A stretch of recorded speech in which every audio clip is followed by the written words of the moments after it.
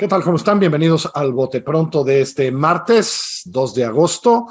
Como todos los martes, me da mucho gusto saludar a Alexandra Zapata. Ale, ¿cómo estás? Carlos, estoy muy bien y sé que ya lo has dicho en tu columna ayer, etcétera, pero te mando un abrazo grande a ti, a todos los que vamos a extrañar muchísimo a Nacho Marván. Se siente su ausencia y un abrazo evidentemente a su familia. Gracias por esa Parte, amistad de tantos años en este Bote Pronto. parte de este Bote Pronto hace mucho tiempo, Ale, así es. Francisco Rivas, del Observatorio Nacional Ciudadano. ¿Cómo estás, Francisco? ¿Qué tal, Carlos? Alexandra, un gusto estar con ustedes y con el auditorio. Buenas noches. A ver, me proponía Ale ayer, y yo creo que con mucha razón, que habláramos hoy y tratáramos de explicar y de ver qué puede suceder con una cosa que se llama norma. No quiero quedarme ahí, nada más voy a decir, se llama norma. Norma. Es mucho más que un nombre, y creo que importa. Y creo que importa que Francisco nos lo cuente. Hay varias organizaciones, ya se presentó el proyecto, de qué se trata, algo así, ¿no, Ale? Norma, que Francisco nos hable de norma hoy. Algo así, y la verdad es que estoy muy emocionada de que esté Francisco aquí conmigo, pero sobre todo con nosotros, pero sobre todo estoy emocionada de que el Observatorio Nacional Ciudadano tome a Norma, y lo tengo que decir porque le tengo un especial aprecio. Norma nació hace unos años, yo estaba en el INCO, lo impulsamos, lo echamos a andar, pero saber que ahora está el observatorio impulsando esto, llevándolo a una nueva etapa, y dándole una nueva vida, me emociona mucho. Es algo que se necesita en México. Y Francisco, gracias por platicarnos más de este chatbot, un asistente virtual que te acompaña en el proceso de denuncia. ¿Qué tal es? Ok. Efectivamente, pues muchas gracias, Alexandra, porque como tú bien sabes, pues este es un hijo del INCO. Originalmente nace en el INCO como un proyecto para fortalecer el Estado de Derecho. Nosotros desde hace varios años estamos trabajando con varias fiscalías y en un trabajo que estuvimos haciendo por 5 años dimos seguimiento a 19 fiscalías desde el momento de la denuncia hasta el momento de la construcción de inteligencia, qué tanto logramos generar carpetas de investigación, que sean sólidas, que lleguen a etapa complementaria, que logren sentencias condenatorias. Pero la verdad es que seguimos atendiendo el mínimo del mínimo del mínimo del mínimo de los casos. Es decir, cuando hablamos en México de delitos hay que recordar que por lo menos de 100 que ocurren, 93 no toma acción la autoridad. O porque no se denuncian o porque vas a denunciar y de todos modos por algún motivo no sucede nada. De esas 7 carpetas de investigación que quedan, la mitad tampoco vuelve a ocurrir nada, es decir, se quedan como en un escritorio descansando el sueño de los justos, o porque son delitos que parecen de poca relevancia para la autoridad, o porque pues la actividad cotidiana se va comiendo. Entonces, en realidad estamos investigando el 3.5 en promedio de todos los delitos, y cuando ya bajamos a ver, la cantidad de sentencias condenatorias es mínima. Entonces, ¿qué necesitamos? Evidentemente necesitamos mejorar todo el proceso y en eso también estamos, pero necesitamos generar confianza en el ciudadano para que vaya a denunciar. Y precisamente en un instrumento que creó INCO, nosotros lo retomamos, le dimos unas actualizaciones debidas a la realidad que estamos viviendo y es un instrumento que en 15 minutos máximo, o sea, si eres como yo, poco tecnológico y lento para contestar, te tardas 15 minutos en hacer una denuncia de un hecho, pero particularmente no solo es el denunciar un delito, sino ver el trato que recibiste por parte de la autoridad. O sea, está muy centrado en ver si la autoridad te trató adecuadamente, es decir, cumplió con una serie de requisitos, si hubo casos de corrupción, si hubo casos de abuso de autoridad o si hubo incluso solicitudes de servicios sexuales para poder llevar a cabo la denuncia. Y en ese momento inmediatamente el chatbot Norma, que es esta herramienta tecnológica, contacta al área de atención a víctimas en casos graves inmediatos e inmediatamente entramos nosotros con el apoyo psicológico legal. De todos modos... Ayúdame a entender. ¿Esto funciona aquí o funciona en una computadora? El chatbot. Funciona en un iPad, en una computadora o en un celular. O en un celular. Entonces, es a través de WhatsApp, ¿correcto? Exactamente, a través de WhatsApp. Quien tiene montado el WhatsApp en su computadora lo puede usar a través de su computadora. Bien. Si no, tú vas a una fiscalía, vas a encontrar carteles que te hablan de norma, y tú vas a poder escanear el código, vas a poder agarrar el número, vas a poder hablar por teléfono, si de plano eres una persona que tiene como muchas limitantes en términos tecnológicas, o vas a poder simple y sencillamente empezar a usar el chat. Y el chat va detectando... Y el software que revisa la interacción. Exactamente, te va diciendo, me robaron, ok, ¿denunciaste? Sí, no he denunciado. Entonces te agiliza todo para que tú vayas directamente ya con la carpeta lista y se la entregues al MP. O si dijiste, ya denuncié, pero no me atendieron, entonces vamos a revisar quién fue quien no te atendió, en la agencia, en qué estado, etcétera. Si aún así, digamos, tú te recibieron la carpeta de investigación, pero te pidieron dinero, te maltrataron, te revictimizaron, de nuevo también el chatbot lo detecta e inmediatamente, insisto, entra el área de atención a víctimas.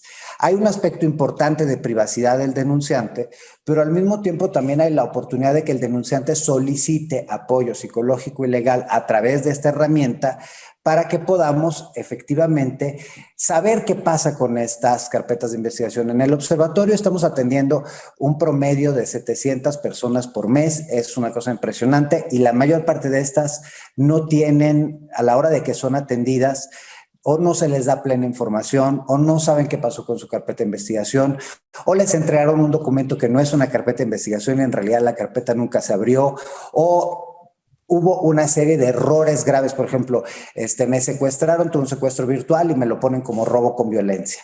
Entonces, todas esas cosas ya las estamos atendiendo, nada más que esta herramienta va a permitir captar mucha más información, hacerlo mucho más ágil. Y hay que decir una cosa. ¿Una especie de abogado virtual, Francisco?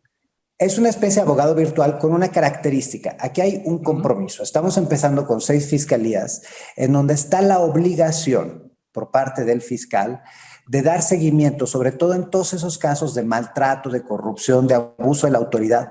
Tienen que dar respuesta temprana, porque tú hoy, si vas a denunciar a un ministerio público que te maltrató, te van a mandar a la visitaduría. Entonces vas a tener que ir a otro lugar a hacerlo. Iba yo a decir otra palabra, pero está bien, la visitaduría, muy bien. Entonces, vas a la visitaduría, te piden 1001 documentos y 1001 aspectos para demostrar que efectivamente ocurrió el hecho. A partir de ahí se detona una investigación en la que tú no sabes, y si bien te vas 2 años después, te piden comparecer para ratificar un hecho del cual tal vez ya ni te acuerdas, caes en contradicción y entonces hasta tienes el riesgo tú de ser alguien que hizo una denuncia falsa. Entonces, en ese sentido, uno de los aspectos es que esta herramienta que está construida con el INCO, con impunidad cero, con borde político, pero con autoridades específicas, como es el caso de Guanajuato, de Zacatecas, de Durango, de Hidalgo, de Coahuila y de Baja California Sur, está ese compromiso específico para que los casos no caigan en el olvido y que todo caso que tenga que ver con corrupción, con abuso de autoridad, sea atendido inmediatamente. Porque, insisto, si no, luego no pasa nada. Francisco, estos estados que mencionas, una de las cosas ahorita que lo describías es, estás involucrado en un delito y muchas veces lo que ves por parte de las autoridades es justo un mecanismo para que no denuncies, mantener el status quo que describías al principio del programa de que nadie denuncie, que esa cifra se quede como está. Y en parte es porque en México pensamos que incrementa la cifra de denuncias y que eso refleja que hay más crimen en una entidad, cuando no, al contrario, lo que queremos es que incremente esa cifra de denuncias y que es un reflejo de confianza en las autoridades. Evidentemente, está increíble que esté Norma acompañando a las víctimas, pero tendría que ser un proceso mucho más fácil para una víctima que no tenga Norma acompañándola, este bot. ¿Cómo están ellos reaccionando no solo a las agresiones, sino como a la necesidad de facilitar todo este proceso de interacción entre ciudadanos y ministerios públicos? Precisamente por eso ayudamos, porque creo que lo que apuntas es muy importante. A ver, primero, 6 fiscalías no es nada comparado con el problema que tenemos en el país. E indudablemente está el caso de Guanajuato y está el caso de Zacatecas, que son entidades que ahorita tienen elevados el número de delitos, pero Baja California Sur, Coahuila, son entidades bastante tranquilas. Entonces, tratamos de tomar una muestra de fiscalías, uno que tuvieran la disposición a la rendición de cuentas, que es lo más importante, porque te puedo decir que Alexa, no, le ladro al árbol equivocado, pero usted sabe perfectamente que hay fiscalías que de plano no colaboran. El otro aspecto tiene que ver precisamente con la capacidad de hacer cambios. A lo largo de 5 años, insisto, en todo este proyecto que hicimos de dar seguimiento puntual a la construcción de información interna a las fiscalías, se generaron aproximadamente 50 recomendaciones específicas de transformación institucional. Y las fiscalías que más han atendido esas transformaciones son precisamente estas 6 fiscalías. Entonces, también por eso fueron elegidas. Y esto implica, insisto, pues una serie de aspectos importantes que tiene que ver, primero, que no puede ser que una persona que vaya a denunciar tenga que dejar de trabajar ese día, invertir entre 3 y 4 horas, porque más del 60% de las personas en México invierte más de 3 horas para denunciar. Hay aproximadamente un 40 que implica más de 4, pero tenemos un 20 que implica más de 8. Y estos delitos, hay que entender que los delitos que más sufre el ciudadano no los sufre ni la clase media ni la clase alta, los sufre la gente con condiciones económicas más precarias. Y sí, sobre todo estas de las fiscalías, es decir, transporte público, robo en la calle, ¿no? Ahí es donde pasan estos delitos cotidianos, ¿no, Francisco? Exactamente. Y lo que queremos específicamente con Norma es dejar de perseguir un delito e irnos por el comportamiento delictivo.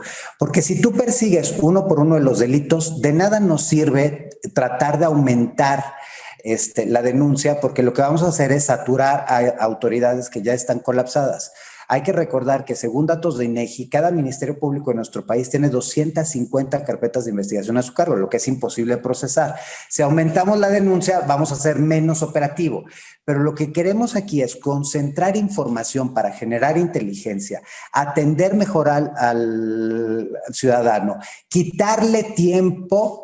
O sea, quitarle menos tiempo al ciudadano y quitarle menos tiempo a la autoridad para que se concentre en lo sustantivo e irnos por el delito y no por un delito en particular. Pues, Francisco, muchísima suerte en esto. Vamos evaluándolo. Regresa aquí en unos meses. Vamos a ver cómo va, ¿no, Ale? Y dejen que les diga una cosa, ya lo estamos viendo con policías municipales y con alcaldías, porque queremos hacer algo similar, obviamente, sobre todo en tema de tránsito y transporte y en las alcaldías, en las áreas que atienden a los ciudadanos y que son las que son más vulnerables a la corrupción. Francisco, mil gracias. Ale, mil gracias. Muy buenas noches. Gracias. Que les va muy bonito. Gracias y buenas noches. Hasta luego.